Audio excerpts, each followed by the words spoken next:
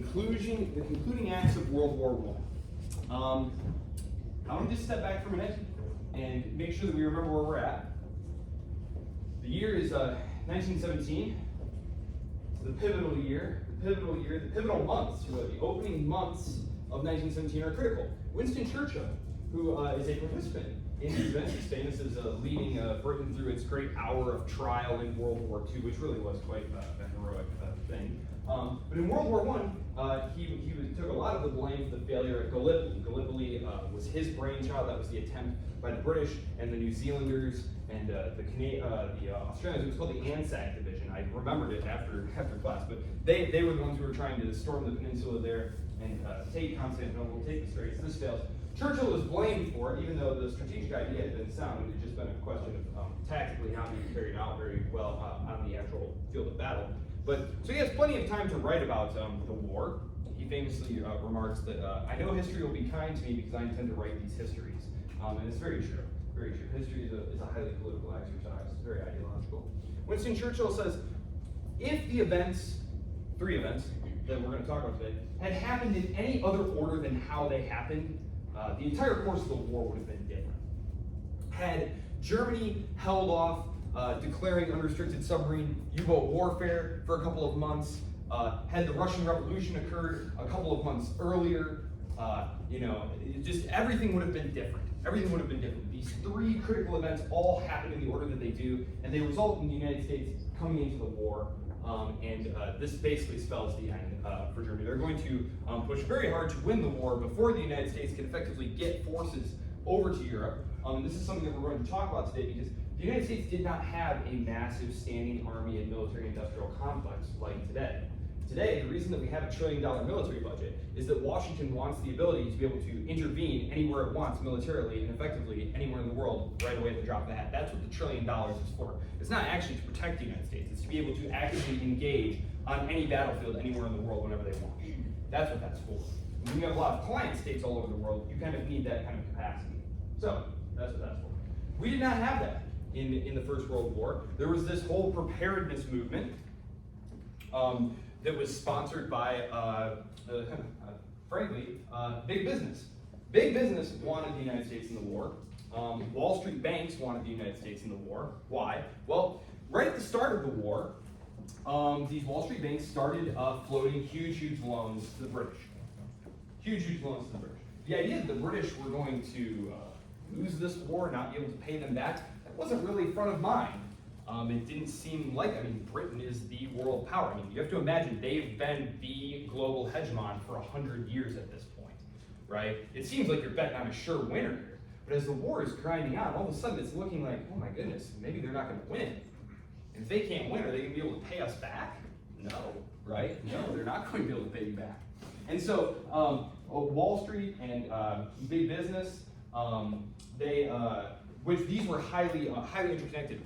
This is not a class about American history, so I kind of glossed over the progressive era in the United States. But this was the era when you had antitrust going on, antitrust actions going on. These were attempts by certain politicians to target certain combinations of big business. Because what you had was these large combinations being formed, where oil companies were connecting with railroads, which were connecting with banks, and it's a little more nuanced with what was going on there. There's some great books that have been written about it, of course, but the important thing to understand here is that these policies then were favored by a small coastal elite concentrated in the New England and New York and Washington, D.C. area. Woodrow Wilson, of course, was an Easterner. He was originally a Southerner, but he had been president of Princeton for a long time, which is in New Jersey. He had been governor of New York. He was a northeastern guy for all intents and purposes at this point in his life. Been out there for a long time. He's very interconnected with all of that. And I don't know if any of you have this experience or not, but you get into a certain circle, right? A certain milieu, if you will. You all read the same newspapers. You all kind of think the same way. And then you go somewhere else. In this case, for Woodrow Wilson, it was going to a political campaign event in, I believe it was Iowa. It was in like the heart of the Great Plains. And in the Northeast, The press was every day like, can you believe the barbarity of the Germans, and we need to get into this war, and America's national interests are at stake, and it's just a travesty that we're not in the war. He travels out to the Great Plains for a political rally, and he finds that the thing that's getting cheers is not getting in the war. Keep us out of the war. Keep us out of the war is what's getting all the cheers. The Midwestern farmers, small businessmen, workmen, they literally don't care about this war going on in Europe at all. At all. And so that is why when Woodrow Wilson campaigns for re-election, he campaigns on the slogan, "He kept us out of war." An implicit promise that Woodrow Wilson would continue to try and keep the United States neutral.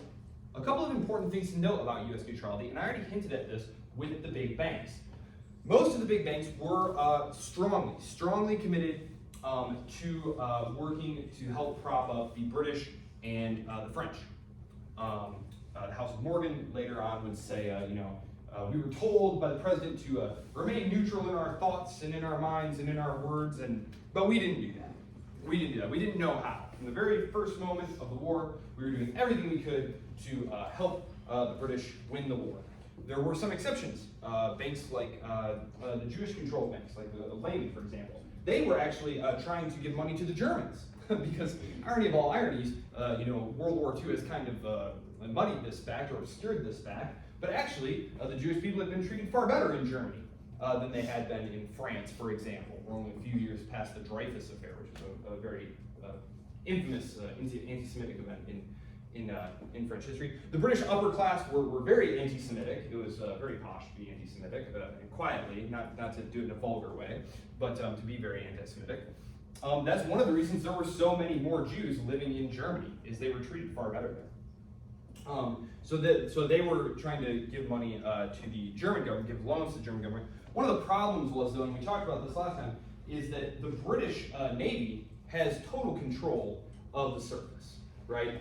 German U-boats, this is the first war that's going to have submarine action, and this is going to be important in helping to provide one of the reasons for the United States to get into the war, is that the German fleet, we talked about the Battle of Jutland, where the British basically chased the German surface fleet back to its bases in Kiel, and they never come out again. They never come out again. Instead, it's just U-boat action. Well, so it's very hard to get anything to Germany except over land. And this includes things like loans. These have to go, over land, over sea, with over the top of the water in boats, in surface vessels. And this isn't happening.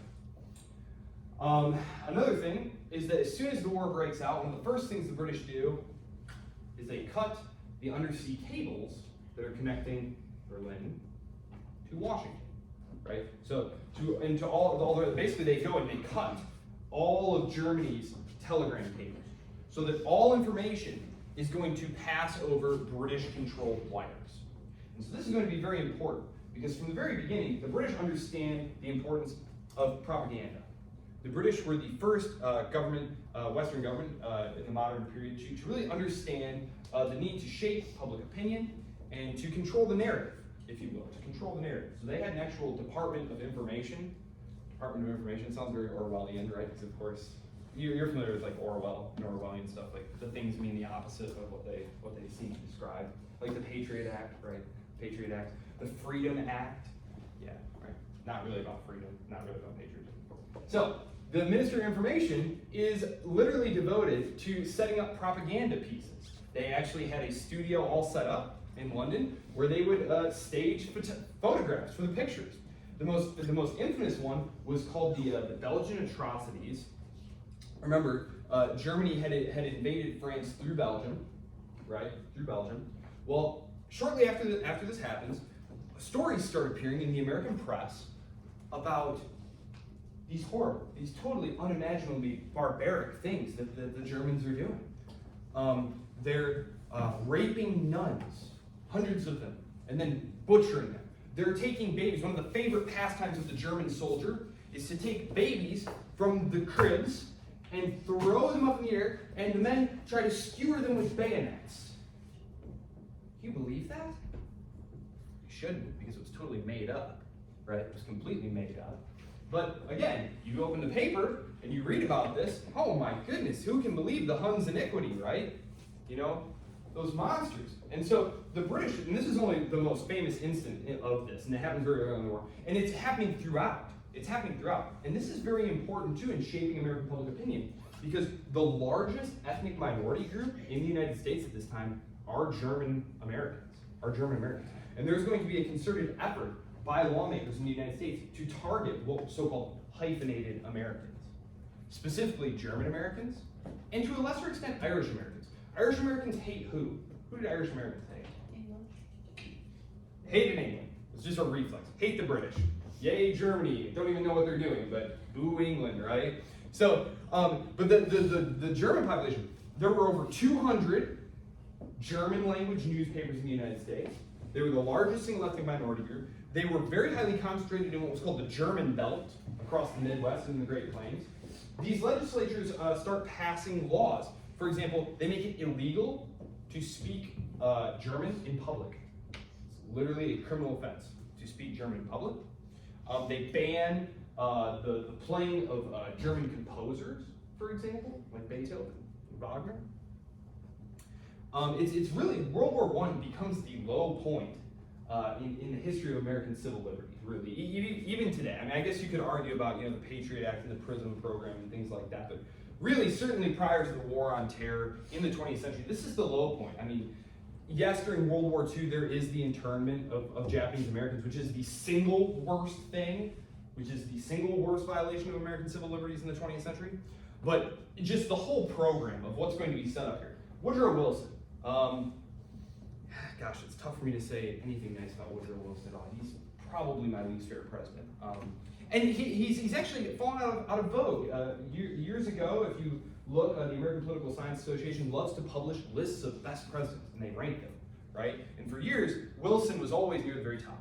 But over the last decade or so, really since the emergence of like Black Lives Matter and like more social justice things coming to the fore, they've realized that, oh my goodness, Woodrow Wilson was a raging racist and advocate of eugenics. He was a bad guy, right? And like, yes, that does make him a bad, he was a bad guy. Those are despicable opinions. But really, he was just a monster in terms of what he did to American civil liberties. I mean, he pushed for Congress to pass things like the Alien and Sedition Acts. These were things that criminalized dissent against the war. Famously, a pastor, infamously, a pastor in Vermont creates a pamphlet, distributes it to a few members of his congregation, allegedly only 5 members of his congregation, where he argued that to participate in war was not Christian. He gets 10 years in federal prison. They're laying out huge, huge fines. And after the war, the British passed similar laws to this, right? But as soon as the war was over, the British just amnestied everyone, cleared out the jails. Woodrow Wilson famously refused to grant clemency or pardon to people who did not support his war effort. The reason that Wilson wants the United States to get into the war is because Wilson is convinced that he has the solution to the world's problems, and that is the League of Nations. He believes that at the end of this war, the way to prevent this war ever happening again, because to be clear, he is horrified by this war. He doesn't want, all these people killing each other. He's not a total monster. He doesn't want Americans to die, but he feels like if America is going to be able to have a say in the creation of the New World Order, if the United States is going to have a seat at the table, then they have to be blooded. Blooded is the terminology. This comes from like fox hunting. Familiar with fox hunting? In England, if you would go out foxing with it's illegal now to hunt foxes in England, but what they would do, this was a pastime of the British upper classes, you would go out with your dad or whoever, and after you got your first kill, they would take some of the blood and rub it on your cheek, and now you've been blooded. And the idea was like, now you've been initiated, like now you have a new status. Wilson believed that America needed to be involved in a big way, in the war. Needed to be blooded in order to justify him taking the seat at the table and pushing for a rearrangement of the international political order as he saw fit. So he recognized the need in his mind to do this fairly early on, but as I said, he understood that the politics of this were going to be triggered. Something to understand about Woodrow Wilson is he only became president because of, where's my Teddy Roosevelt fans? Who said they like Teddy Roosevelt? I only like his choice of class. Okay, Teddy Roosevelt is the reason that we got stuck with Woodrow Wilson in the first place. So here's what happened. Teddy Roosevelt becomes president after his boss gets assassinated, right? William McKinley is killed by an anarchist. Teddy gets the job. No one called him Teddy to his face, by the way. I don't know if you guys know that. You didn't call him that to his face. Roosevelt becomes president. Then he's very popular. He's super popular. Wins in a landslide again, and he says, in the tradition of George Washington, I'm not going to run again because I feel like I've already been president twice. You know, technically I only got elected once, but I had pretty much a full term the first time because McKinley was killed very quickly. And then I had a second term. I'm going to step back. He chooses a hand-picked successor, Taft. And he thinks he's got Taft in place, and that Taft is going to continue all of Roosevelt's policies. And so he steps back from the scene. Taft gets elected in a landslide. Roosevelt's very popular. He's hand-picked successor. Well, then Taft gets into office and starts doing a bunch of stuff that seriously infuriates Teddy Roosevelt. And so when Taft goes to run for office again, Teddy Roosevelt says, I'm going to run against you. And he creates what's called the Bull Moose Party. Remember the Bull Moose Party? Okay, so literally Teddy Roosevelt creates this party for him to run to win the presidency. But what does he do? He splits the Republican votes, right? Half for Teddy Roosevelt, half for Taft. And so Woodrow Wilson pulls a Bill Clinton and sneaks in, right? Sneaks in with a minority, without a majority of the votes. So that's how Woodrow Wilson becomes president. It's all Teddy Roosevelt's fault. Anyway, I don't know that anything would have been different if he had not been elected, but there you have it. Woodrow Wilson, he's president. He wants to be reelected. Pretty much every politician in the history of the United States, except for Washington and actually James K. Polk. Didn't want to be in office anymore. So he wants to get reelected. He realizes that all the pressure that he's feeling from his colleagues in Washington, who are, of course, connected to these business interests, that they all want war, but the United States, broadly speaking, doesn't want war. And famously, he's challenged by Senator LaFollette to put it to the population that if you want a declaration of war, instead of sending it to Congress is in the pocket of these bankers and these business interests. They're not going to have to fight the war. Put it to the American people. Have the American people vote if you want to go to war, which of course they're not going to do. Because even though there had been a lot of efforts to sway the population towards war sentiment, it wasn't there. Woodrow Wilson campaigns to keep the United States out of war, wins the election that way. And after that, if you read the political biographies of him, even the ones who are very pro-Wilson, which there are many, many biographies that are very pro-Wilson, they all admit that he by early 1916, he's actively looking for ways to get the United States into the war. The German government is going to help him out. The German government is going to help him out a lot.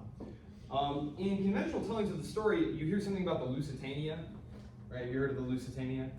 The big ship, right? Conventional tellings of the story just have like the Lusitania getting sunk and then the United States gets in the war. Those events are like 2 years apart. The Lusitania was just one of many ships. It wasn't even an American ship, it was a British ship. It had a bunch of Americans on it. Ships are getting sunk all the time. Most of them are carrying munitions. And this is one of those things that's going to seriously infuriate the German government, is that it seems like there's a double standard going on here. Because on the one hand, the British government is loading up ships with munitions, supplies of war, and then having civilian passengers get on board these ships, including Americans. And that this is supposed to be kind of like a meat shield, some kind of protection for these war supplies. Because if they blow up these ships and Americans get killed in the process, there's an outcry in the northeastern press, and this was something that I didn't really fully appreciate either as a young scholar. But the people who were getting killed, who was traveling to England during this war? Who's traveling over there? Is it the small businessman from Minnesota? Is it the farmer from Nebraska? No. It's these, northeastern rich dilettantes who are going to London for the season or something like that, right? But these are these powerful blue blood Anglo-American connected people. So like that's who's dying when these ships go down. And So that is one of the many reasons that the outcry is so intense. You have to imagine like your uncle just got killed, or like your aunt or cousin or something like that. Like it's perfectly normal to be infuriated by that.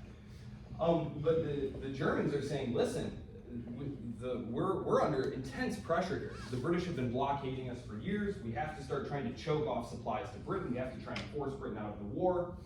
But American sentiment is getting pretty raw over this in the Northeast. It's again not really impacting the Midwest. What does stimulate just enough anger in the United States to get the declaration of war passed is what's called the Zimmermann telegram. The Zimmermann telegram. The Germans are going to push to end the war with a really aggressive round of, quote, unrestrained U-boat war. This means that any boat, they're going to make no effort at discerning differences at all. Anything bound for the waters surrounding the Isles of Great Britain are fair game. They're going to sink everything. They're going to try and sink hundreds of thousands of tons of supplies each month bound for Britain. And they estimate that if they can sink about 800,000 tons a month, that should starve Britain out over the course of about 6 months, and that'll end the war. This doesn't wind up happening. The British wind up coming up with a convoy system to protect the supplies. This is the German gamble. Part of the gamble is they realize that the United States might come into the war as a result of the increased amounts of death and loss from this unrestrained U-boat activity. And so they send this telegram to the Mexican government. And I alluded to this last time. It's called the Zimmermann telegram. It promises the Mexican government that if they enter the war on the German side, that they will get back, as part of the peace deal, when the Central Powers win the war, they're going to get back Texas and Arizona and New Mexico and all the provinces that had been taken from them over the course of the 1840s and 1850s by the Americans. Now, this obviously gets leaked to the press. People are totally outraged. Lost in all of this is it was a proposal if the United States declared war on Germany, right? It's not as though this was like some secret plan that they were going to try and Pearl Harbor us or something like that. It was if the United States fully commits to the war on the British side, which is going to probably mean death and destruction of Germany, we want you to get into the war to try and open up a war on a second front. Again, from the standpoint of strategic empathy, it makes perfect sense. But this, of course, is spun as a secret plan to invade America and take it apart. And Wilson gets his declaration of war. Apart from the Alien and Sedition Acts, which criminalized dissent, they create what's called the Creel Commission. This was the first U.S. propaganda effort. They create the FBI to hunt down internal dissidents. That's when the FBI is created. Later, propaganda makes you think that it was about like prohibition and stuff, but prohibition doesn't become an issue until the 20s. The war is over. Right? The draft. This is the first time that American men are going to be forced, under threat of loss of their liberty, to go fight in a foreign war. Woodrow Wilson very helpfully explains the difference, though, because this is not like what those barbarous Germans are doing, where they force their population to take up arms, because there are no unwilling Americans. Congress has declared war, and Congress represents the people, and so no one represented by Congress can possibly object to being forced into the military. There you go. That's how that works. So the U.S. goes to war. Their influence is decisive. 250,000 American troops start arriving a month by the middle of 1918. The Germans launch those last offensives that we talked about last time, and they break through the French lines. They have Paris in sight yet again, but by this time, American reinforcements are flooding to the front lines. American material is flooding to the front lines, and it's too much. The German army, led by Ludendorff and Hindenburg, tell the Kaiser, we have to sue for peace. we have to drink it in Armistice. This kind of cracks the population. You have to imagine the intense pressure that these societies were under. And they just kind of buckle. They want peace right away. They don't want to dig in and wait for a long, drawn-out negotiating process. Revolution is going to break out in Germany as well. This is going to undermine the stability of the political regime, which is kind of in a sort of transition period, because what's happening here is Woodrow Wilson lets it be known that he's not going to negotiate with the Kaiser.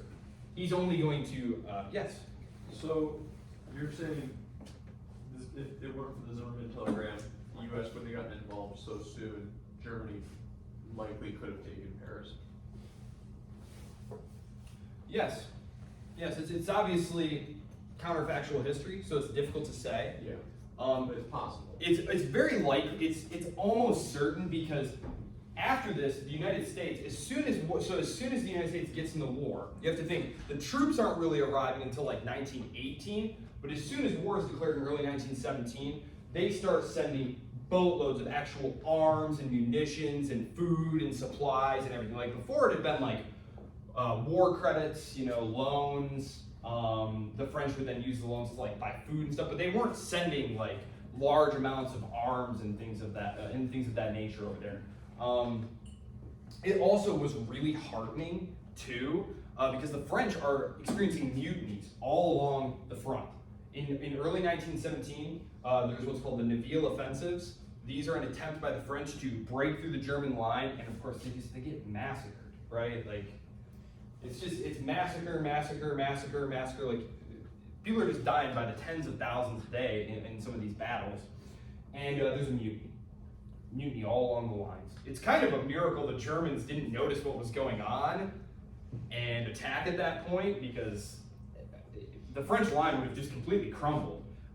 It's about 3 weeks. It's about 3 weeks of mutinies, and they wind up removing Nivelle, and they put Pétain in charge, and promised to get more leave from the front. No more suicidal offensives. But what really settles things down is knowledge that the Americans are coming.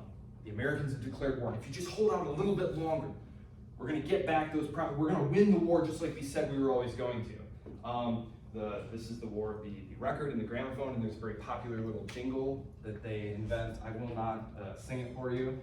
It's called Over There. If you want to look it up, I'm sure you can find a recording of it on YouTube. But you find accounts of men saying that soldiers used to repeat this thing ad infinitum, like it was a prayer, that the Americans are coming, that the Americans are coming, that just hold out, the Americans are coming. And there's also it's just totally different, the armies too. The French armies now are being supplied with the best of, America is the richest country in the world at this point, right? And one of the things that a lot of the German officers read about this, they make that breakthrough, right? Because they're like, oh my gosh, the Americans are coming, we have to try and break through to Paris, right? To end the war before the Americans get here in large numbers. And when they break through, they go into the French trenches, and they're just mesmerized.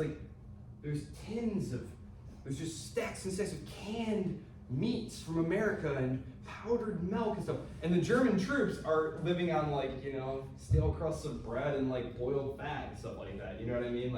It was just so demoralizing. It was so demoralizing for the German troops. So yes, had the United States stayed out of the war, even though, as I said, it was in terms of the United States was engaged in a policy of strict neutrality. Technically speaking, you could trade with or give loans to the Central Powers or the Entente Powers, but in actual reality, an actual point of fact, for a variety of reasons, which I've tried to describe, the British were overwhelmingly benefiting from the fact the United States was continuing to trade with all the warring parties. And this was largely a function of the fact that the British had the continent blockaded. Supplies simply couldn't go to Germany. The British were just literally seizing ships. They were just seizing ships. And if you're someone who says, well, gosh, you could get a really good price for this grain in Germany, and so you write up a contract, You send it over there, and the ship gets seized by the British and impounded, and you just lost all that money. Are you gonna try and send more stuff to Germany, even if they offer you, you know, a huge markup? No, you're not, because you're never gonna see that money, right? It's better to just take whatever the British government or the French government will give you, right? And so that, again, that is what winds up happening, is that just de facto, the British wind up benefiting far more than that. Again, the Anglo-American establishment, like, it was a real thing. Like, the blue-blooded sort of English descendant New Englanders, like, governed the country. That is who governed the country. It isn't until, like, the 1950s, 60s, 70s that American politics starts to be not dominated by, you know, this tiny little coterie of interests there. And so they were closely socially interconnected, economically interconnected with the British establishment. And so, you know, this is something that Bismarck, who I had mentioned last time, he was the German chancellor who had unified Germany, he had always worked very, very hard to cultivate good relations with the United States, especially as things increasingly turned sour with the British as, you know, the 1870s turned into the 1880s, 1890s. Right before he gets canned, he observes that, you know, the fact that the Americans and the British are so closely connected could wind up being like the major geopolitical factor of the coming century. As Germany is trying to expand and become a great empire, you know, he's out of the picture at this point, but he's just kind of observing on his, you know, estate as he's, you know, nearing death, that, you know, probably the biggest impediment to this happening is the fact that the British and the Americans have this close connection, this natural affinity for each other, culturally, socially, economically, that, you know. Yes, that is the war. Woodrow Wilson is trying, again, Woodrow Wilson's goal with getting into this war is to get the United States a seat at the table so that they can have a say in the crafting of a new world order. He wants a world that is governed, essentially a world government, a Congress of nations that get together, and everybody's going to swear off war. We're not going to use war to decide our conflicts anymore. We're going to submit them to this League of Nations. Everyone's going to have votes in this League of Nations, and bigger countries will have more votes than smaller countries. It's going to be weighted like that. And you're going to have your disputes arbitrated, and everyone's going to accept the decisions of the League. And if anyone violates them, then everyone is going to contribute soldiers to this force to enforce whatever the League has decided. This is based on his. This is based in part on his 14 points. This is one thing that you'll see pop up all the time. Wilson had this list of 14 points that were going to form the basis of a peace that was going to make the League of Nations function. Because Woodrow Wilson was a very smart guy. He was a very smart guy. He realized that if you punished Germany and treated them absolutely brutally, the League of Nations was never going to work. Germany was just too powerful a state to not have participating in the League. And so one of his slogans was peace without victory. Like no winners, no losers. This war was a horrible, bloodletting, and a terrible idea. And let's just all agree to stop, and we'll try and treat everyone fairly.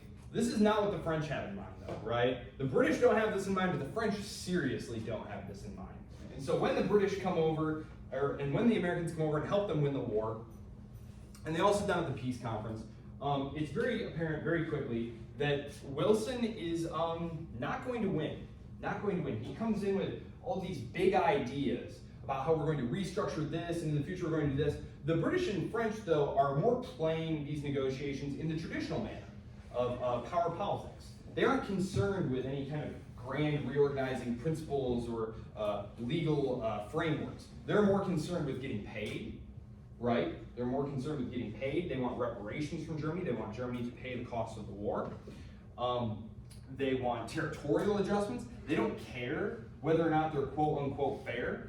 One of Wilson's 14 points was the equitable adjustment of all territorial claims with a mind to the opinions of the peoples therein, right? Meaning that we want to respect the national principle, for example. We want, Wilson was obsessed with this idea of nation states, that it was wrong for Europeans to be ruled by other Europeans, and that each people of Europe should have their own nation state. This is why when the war ends, the Austro-Hungarian Empire is slated for destruction. Even if it hadn't already been disintegrating of its own accord, Wilson was absolutely adamant that that had to happen because the Czechs needed to have their own state. The Slovaks needed to have their own state. But they wound up smashing them together into this thing called Czechoslovakia, which broke up in the 1990s, which was actually a very interesting event. It was called the Velvet Divorce. States break up sometimes, and it's usually accompanied by horrifying bloodshed. In this case, there was virtually no bloodshed at all. Looked at each other and were like, we're not really the same. We don't really want to be a thing anymore. And it's called the Velvet Divorce. It was quite nice. At the same time, in the 1990s, Yugoslavia is sundering into horrifying ethnic cleansing and civil war. Like, that's what usually happens. And so the case of Czechoslovakia is interesting. The Allies had forced it together at the end of World War I, and in the 1990s, just kind of they're like, yeah, let's just not do this anymore. There we go. So, but Croatia is created. Slovenia, so the Balkan states have their borders rearranged. So now the map of Europe looks pretty much like it looks today. Now, obviously, these successor states, Poland is brought back. Poland is resurrected. Poland, of course, had been destroyed in the late 1700s by a combination of Russia, Prussia, and Austria. They had all taken pieces of it. But Poland is brought back. And you have all these little successor states. These, of course, are going to get swallowed up by a combination of Hitler and Stalin in the Second World War. And but for now, at least, they're all back. And as you can see here, we have a list of the territorial adjustments that are going to be made here. Yugoslavia is the tricky one because this is the Kingdom of the South Slavs. I don't know. Maybe I'll pull a picture of it because it's not a state anymore. It went out of existence before you were all born. Yugoslavia. Yes, here we go. Yeah, this was it right here. So as you can see, it was basically an amalgam of all of these countries here, all of these modern states. And so it was called the Kingdom of Yugoslavia. As you can see, it contained some of our problem children from the outset of the First World War, Serbia among them. Actually, King Alexander, who is placed on the throne after the First World War, it's the first assassination of a world leader that we have on video camera. You can watch it on YouTube. It's not the greatest quality, obviously. It's like 1928 or something like that. But you can. And so the Kingdom of Yugoslavia is going to be very fractious. So yeah, that's one of the states that they create, not one of their most successful ones. Let's see, yes, I have a great little map here. Yes, as you can see, we have these big empires, right? And they're going to be broken up after that. And you see Poland's going to be carved out. That's where Poland is, right? As you can see on the map. Romania is going to be enlarged at the expense of Bulgaria, right? Because Bulgaria jumps in on the side of the Central Powers, and when you lose wars, you tend to lose territory, right?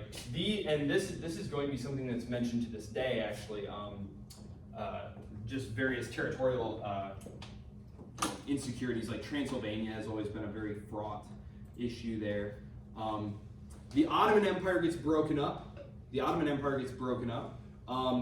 And the British and the French, during the war, this is one of the reasons that Wilson actually issues the 14 points when he does, is that the Bolshevik Revolution happens in early 1917, or the February Revolution happens. It's not until October that the Bolsheviks seize power. But when they do, they go into the Tsarist archives and they pull all the diplomatic records and they find all of these, backdoor treaties and deals of how the power is going to carve up the world, right? And especially in America, Woodrow Wilson is ginning up support to go fight over there for, to make the world safe for democracy and all those high-minded ideas. And then you have the Bolsheviks putting out these treaties and saying, look, the British and the French, they're just going to divide up the world after this. And it's true, the lines that you see for Iraq, have you ever looked at a map of the Middle East and noticed that a lot of the lines are really straight? The borders of the countries? You ever notice that? No? It's because they were literally drawn, hand drawn by these British and French bureaucrats during the war. If you look at the outline of the United States or France, it's very jagged. You can tell it naturally evolved that way. These state lines, they were the process of long disputes and settlement and arbitration and stuff. The lines of like Africa and the Middle East are very, very straight, and it's because you literally had like French and British bureaucrats like drawing lines on the map and like saying, okay, this is my territory and this is your territory. And so it's the reason that Kuwait exists, for example. The British wanted that, so they carved out that little kingdom for themselves. Palestine, Jordan. During the war, this is relevant for today, we'll probably talk about this in the context of the actual creation of Israel. I'll just mention here and now that this, World War I, this is the moment when the British government, Baron de Rothschild was a huge Zionist. Zionism was the movement that said that the Jews are a people, and this is the age of the nation state. The Jews are a nation, ergo they need a state. Various places are considered. North Africa is tried. There's talk of like setting one up on the coast there of the Dead Sea, like near Sudan there. But the most popular idea for a Jewish state is to take it to Palestine. The Jews, of course, had been moving into the area for some time, buying land. The Ottomans were controlling it. The British are going to conquer Palestine. General Allenby is going to be the first, Westerner to hold sway over that city since the time of the First Crusade. The British, hoping to secure international Jewish support, particularly from Baron de Rothschild and his banking friends, issued the Balfour Declaration. Now, the Balfour Declaration is a promise, because of course, at the same time, the British government is also promising the Arabs that if they help them win the war, that they can have that area. So the British are basically promising all things to all people right now, right? Things are tough. The British Empire is straining to the breaking point. They've got rebellions breaking out in Ireland. They're having to hang people. There's social unrest in India and stuff. The British are just doing anything they can to win this war, and so they do. They basically promise both. They promise the area to both people, right? And this is part of the controversy that will exist when Harry Truman steps in there at the end of World War II and is trying to help carve out a state for Israel. A problem that an issue that is still with us today. So that's the Ottoman Empire. Which is broken up, and the British take the lion's share, but they give the French a little cut of it too. Basically, Lebanon and Syria, modern day Lebanon and Syria, they weren't called that then. German Empire. So this is important for the outbreak of World War II. World War I, the way World War I ends, creates the basis for World War II. Number one, you have reparations. Germany is going to be saddled with huge amounts of reparations that are going to be very, very difficult to pay back.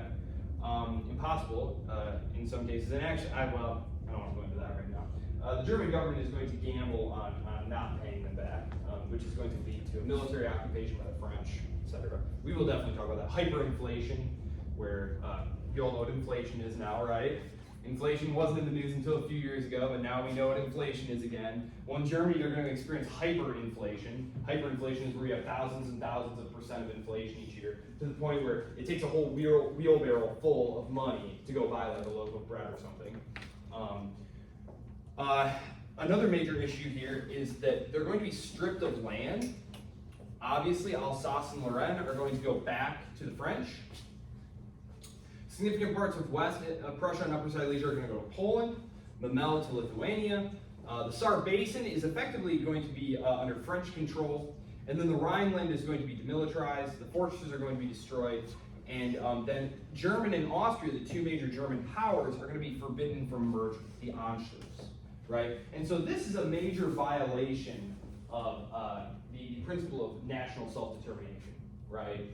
So everyone else is getting their own nation state now, but the Germans are being purposefully weakened and divided at the insistence of the French, Woodrow Wilson realizes much too late that he doesn't actually have the ability to force them to do what he wants, what he thinks might be best. Russia, this is an interesting point about Russia. I'll pull that map up again. Remember I had mentioned the Treaty of Brest-Litovsk and how one of the really genius things that Lenin did was as soon as he got power in October is he took them out of the war. This was really what helped him to solidify power. Every other political faction in Russia, including the provisional government headed by Alexander Kerensky, wanted to stay in the war. Why? Because they had been promised that they would get these straits, which they had wanted forever. The problem was that the Russian people didn't want to fight and die in this war anymore. And as you can see, Russia is up here. After the war, shrinks considerably, right? Lose a good chunk of territory. The work of several czars is undone by these territorial concessions by Lenin. Still was the correct decision. But beyond the territorial concessions, the financial reparations. Over $1 trillion in today's money. And this was supposed to be paid in gold. Disarmament. No Air Force, no Navy, and a standing army that made it about the military equivalent of like one of the Baltic states. I mean, Lithuania, Latvia, Estonia. Very small. Basically defenseless, right? And this is really going to rankle Article 231 of the Treaty of Versailles, the so-called War Guilt Clause. Read it to you. The Allied and associated governments affirm, and Germany accepts, the responsibility of Germany and her allies for causing all the loss and damage to which the Allied and associated governments and their nationals have been subjected as a consequence of the war imposed on them by the aggression of Germany and her allies. Famously, the foreign minister, who's being faced with signing this document, objects, says, we by no means reject our responsibility for our part in this war having occurred. But we do categorically reject the idea that it was all of our own doing that we did this. The British and French say, that's a very nice speech, please sign here. The men who signed this treaty for the Germans, by the way, will be shot. They'll be killed by ultranationalists when they return to Germany. Germany is going to descend into social revolution. There are going to be literally hundreds of thousands of paramilitary forces fighting it out in the streets. This is when Rosa Luxemburg, the famous German communist, is killed. She's beaten to death in the street during some of this violence. It's really, the war has many impacts, and one of the things it does is it brutalizes these societies. It really destroys those foundations of sort of 19th century Victorian morality of like that there's a certain way to behave. The war has really disillusioned people of all of that. And so politics is going to be exceedingly violent, and society is going to be, frankly, rather base in the 1920s. Drinking, licentiousness, right? All the things we associate with the quote-unquote roaring 20s, right? Which would have been unimaginable prior to the war. Wilson's 14 points, I put these up here. Open diplomacy. He feels like these secret treaties had something to do with the war breaking out. And to some extent, that's kind of true. The Germans didn't realize that the British and the French had made joint war plans, for example. And this is something that when Germany invades Belgium, Asquith's government is kind of like, we don't know if we want to actually push in on this. You know, it looks like the government might fall if we do this, which of course that's what every politician is concerned about, right? Are they going to lose office? The Lord of the Admiralty comes to him and says, the French are counting on us. We already told them that we would do this, which Asquith didn't know. But he's basically like, what do you mean? He says, yeah, we don't have any choice. We have to go to war. The French are counting on us to do this. We've already planned for this. So Wilson's saying all that diplomacy should be conducted out in the open. Because if the Germans had known that this was going to bring the British into the war, it's pretty unlikely, it looks like. We have great access to the archival records. It seems very unlikely that Germany would have still persisted in trying to invade France had they known. They're kind of incredulous that the British get into the war, actually. Freedom of the seas, that blockades and things like that, that this had been part of the scramble for building a fleet and having colonies, was you couldn't be sure of your access to raw materials on the open seas. Free trade, no more grabbing these colonies and keeping everyone else out. You know, that just creates conflict over these colonies. General disarmament, no more huge arms buildups where everyone's like ready to go to war at the drop of a hat. So these are good ideas, right? These are good ideas. None of these are going to make it into the treaty, but these are just kind of some general ideas that get added beforehand. Colonial self-determination, equitable territorial adjustments, non-interference in Russia.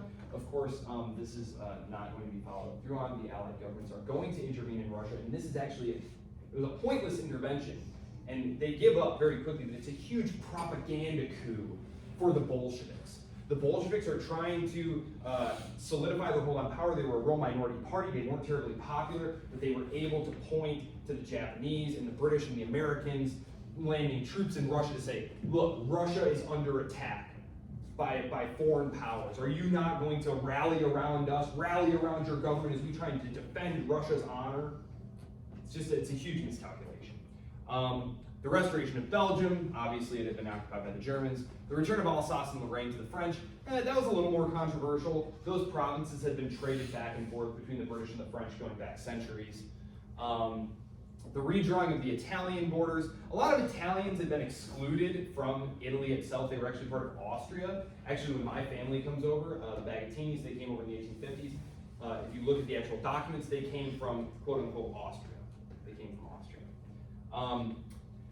Let's see. The redrawing of the borders of Central Europe to reflect ethno-linguistic nationalist ideals.